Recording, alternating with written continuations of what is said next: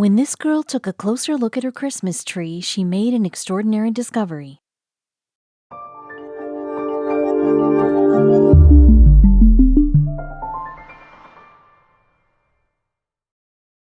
But before we start, please make sure to subscribe to m&rtv and hit the bell so you never miss any upload from us.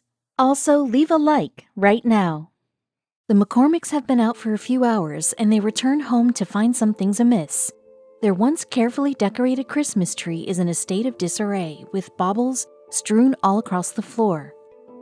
At first, the family is at a loss as to what had happened, but then the culprit becomes all too clear. For lots of us, the festive season just wouldn't be the same without a freshly cut Christmas tree in our homes. But while they may look pretty and smell divine, the often decorated shrubbery can sometimes harbor hidden surprises, and you may be concerned to learn that some common culprits include critters like spiders and mites. If you're faint-hearted, look away now. That's because a 2017 report from Iowa State University Extension and Outreach warned that several hundred baby insects or spiders can be on a single tree. Moreover, in another study that same year, the Safer brand gardening firm found that up to 25,000 bugs, lots of which can be seen under a microscope, could be located in just one tree. For the most part, though, any creatures that hitch a ride on our Christmas trees are mostly harmless. Yet much more dangerous life forms can be found nestling about those bristly branches on the odd occasion. And one country which has its fair share of frightening creatures is Australia. It was there in 2019 that a Brisbane couple found a 10-foot python nestled in their Christmas tree. Leanne Chapman told Australia 7 News, "We came home from work and there's a couple of butcher birds that visit every day and they were just kicking off on the balcony going crazy." Chapman's partner John Brooks then ventured outside to capture some footage of the birds, but when he leaned against the Christmas tree, he understood what all their squawking was about. Chapman explained, as he turned around and stepped back, he didn't realize he was leaning on the Christmas tree with a snake wrapped around it. Understandably, the couple decided not to disturb the snake. Chapman said, "It wasn't bothered by us, it just stayed there for a good few hours as we watched it through the window." Luckily, the reptile soon grew tired of its new festive hangout, and it was only as it slithered away that Chapman and Brooks realized what a whopper it was. Speaking of the python, Chapman confirmed it was big, really big.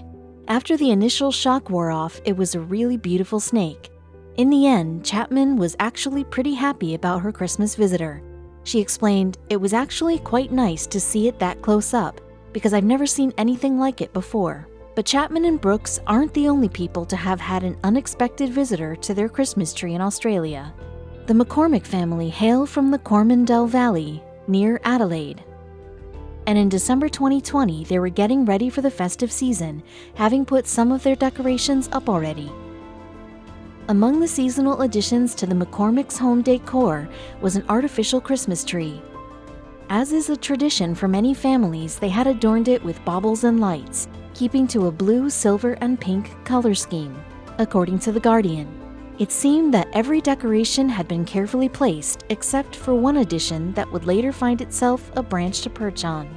Revealing what went down, Taylor told The Guardian newspaper in December 2020, "I think the dog went straight to the Christmas tree and was sniffing around, and Mom thought that was a bit weird. There were baubles all over the floor, and she looked up and there was a koala in the tree." That's right, the McCormicks had found a young and quite confused koala perched among the branches of their Christmas tree. Tyler added, "It was pretty tangled up in the lights. It was a fake tree and very old, but she still tried eating the leaves off it. I saw her munch down on some, but she stopped when she realized it was plastic." Taylor's mom, Amanda, had seen koalas on the trees outside their home in the past, but she was still surprised by the sight and later told The Guardian, "I thought, is this a joke? I thought one of my kids may have put like a soft toy in there, but no, it was a live one." With that in mind, she reached out to the Adelaide and Hills Koala Rescue, who apparently also thought they were being pranked. After some convincing, rescuers arrived at the McCormick's property to find there was indeed a koala in their Christmas tree.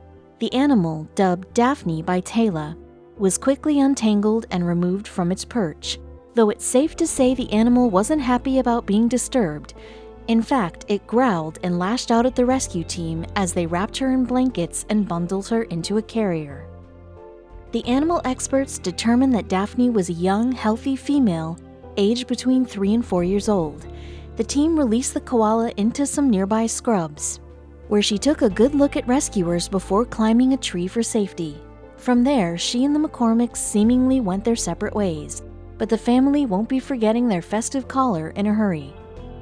Co-founder of Adelaide and Hills Koala Rescue, D. Hearn Helen, suggested that Daphne had likely wandered into the McCormicks' house to have a nosy around. She explained it's not actually that hot, so they wouldn't be seeking shade particularly at the moment. Koalas are curious, and they are in the suburbs. And if they see something that they want to have a look at, they'll just drop in and have a look. Much of Daphne's rescue was caught on camera, including by Taylor, who posted a video of her koala encounter on TikTok. The video would soon clock up over 16,000 likes, though it seemed that many viewers couldn't believe what they were seeing. The teenager explained all the comments had been like, "There's no way this is real." Taylor had to go to certain lengths to convince even her friends that the koala was real. She told The Guardian, "They were in shock at first. They didn't think it was real. I had to send so many different videos because it just wasn't moving. I had to get it blinking a couple of times to prove it." For some people, though, the McCormicks' run-in with the koala wasn't surprising. They seem to think that basically anything goes when it comes to wildlife in Australia. Taylor explained, "The ones that do realize it's real, they're like, oh, next thing we're going to be riding a kangaroo to school, and this is a true Aussie Christmas." Finding weird wildlife on your Christmas tree isn't just an Aussie tradition, though. Yep, as the Spisso family from Washington, D.C. discovered back in 2011, it can happen anywhere. When they went to remove their tree after another wonderful Christmas together, hundreds of little critters emerged, much to their horror, of course. In the run-up to Christmas, it's relatively simple to find a place selling trees.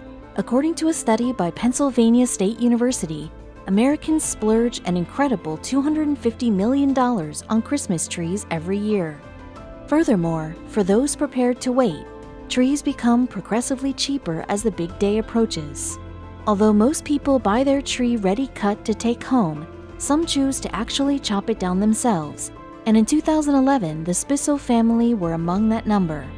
Matt Spisso, his wife Heather, and their 3 kids Maya, Maddie, and Zach traveled to Hardy Farms, Maryland to pick out a tree and cut it down. The location is somewhat famous in the area, as Hardy Farms has been selling Christmas trees since 1962. The Spissos picked December 3rd to get their tree, which just happened to be a Saturday. In fact, that's actually a very popular time to pick up these festive favorites. Indeed, data suggests that the first Saturday following Thanksgiving is when most Americans prefer to buy a tree. Christmas tree farms have become a widespread business in Maryland thanks to this kind of demand. Yet growing the trees is no easy task. In fact, they require a lot of maintenance, as well as spraying the trees with herbicides and fungicides. To counteract disease, farmers also have to watch out for insects, rodents, drought, and fire. Whether or not the Spissos were aware of all this isn't clear. What is known is that the family enjoyed a regular Christmas. Of course, when the season was finished, though, the tree needed removing. However, a few days before the family was due to get rid of the tree, the 5 of them made a surprising discovery. As they came to take down the tree, the family discovered hundreds of small creatures. The majority of these were clustered around the Christmas tree, but many had also spread to the interior walls and even the stairway.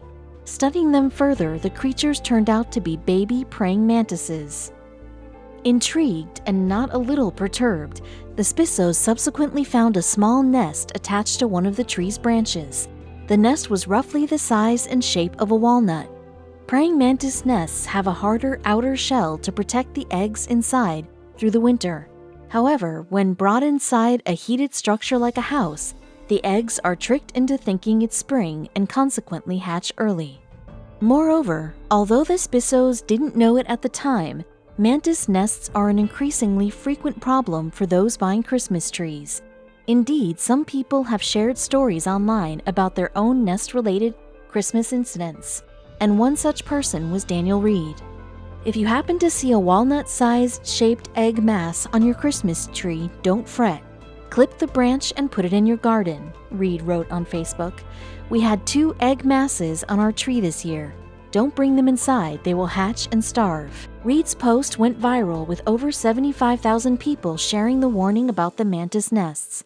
And many readers were moved to comment, with attitudes ranging from gratitude to disgust at the thought of having so many insects hatch in their homes. One user even said she had suffered a mass hatching of hundreds of mantises.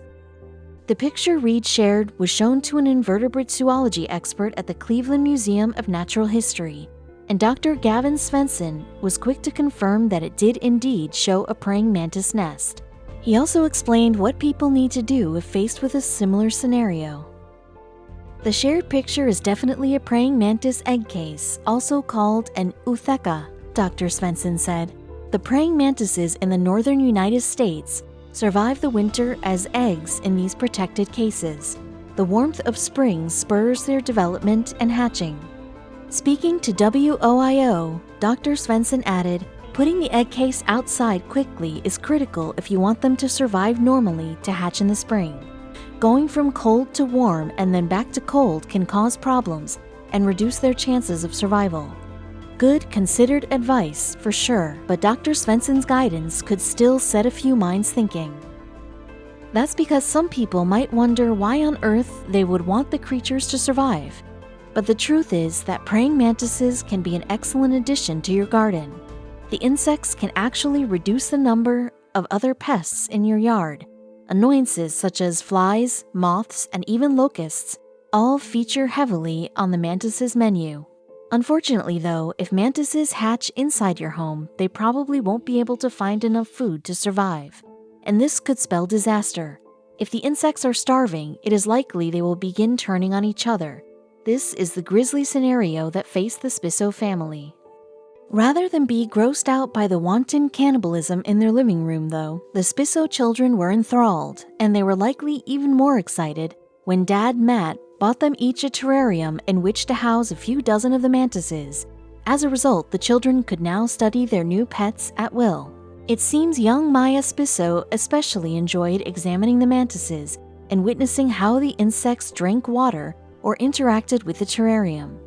Dad Matt, meanwhile, was pleased with how his children dealt with the new additions to the family. I think it's neat, he said. I think it's a learning experience for the kids. Before they released the insects, the children wanted to wait for warmer weather to give the mantises the best chance of survival. The Spissos were also curious to see the young insects turn from brown to green as they became adults, and to help the insects reach that stage, the kids fed the mantises with live crickets that their father bought. As for Mom Heather, well, she was relatively sanguine about the whole incident. Despite the inconvenience of having to pick up all the little critters. I've heard of some people having spiders in their trees, but I've never heard of praying mantises, she said. My mom used to say they were good luck. Hopefully 2012 would be a good luck year.